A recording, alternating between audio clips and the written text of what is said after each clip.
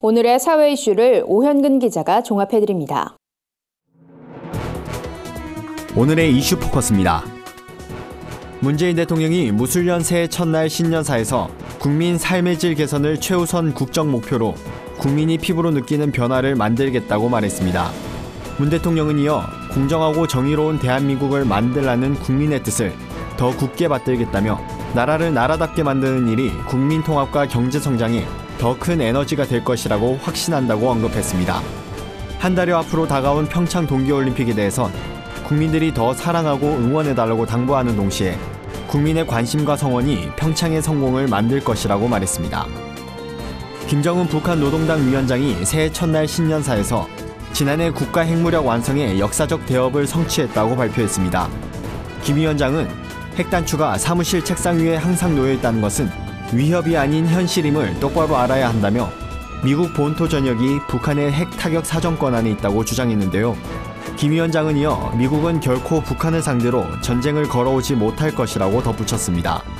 이런 발언은 북한이 핵무기를 실전 배치했음을 시사한 것이란 해석도 나오고 있습니다.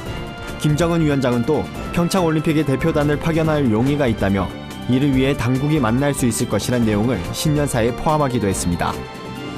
국민의당 전 당원 투표에서 바른정당과의 통합에 대한 찬성 의견이 70%를 넘김에 따라 합당을 향한 양당의 움직임에도 가속도가 붙을 전망입니다.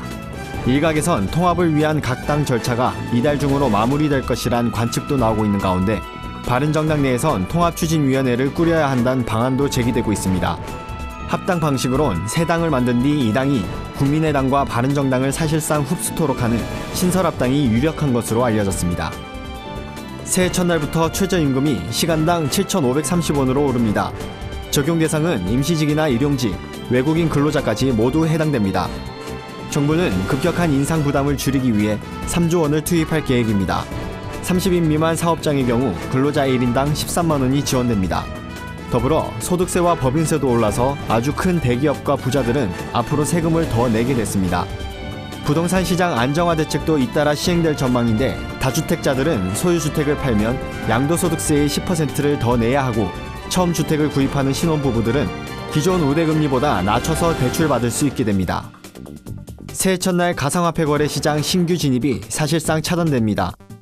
가상화폐 거래의 기반이 되는 가상계좌 신규 발급이 전면 금지되는 반면 실명 확인 입출금 시스템이 시중은행에 도입되는 데는 최대 한 달간 시간이 소요되기 때문인데요.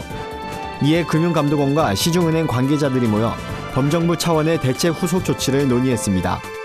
금융당국은 앞으로 가상화폐를 처음 거래하는 사람은 실명 확인 입출금 서비스를 이용하도록 했습니다. 금융업계는 20일을 전후로 실명 확인 입출금 시스템이 전면 가동될 수 있을 것으로 보고 있습니다. 구티비 뉴스 오현근입니다.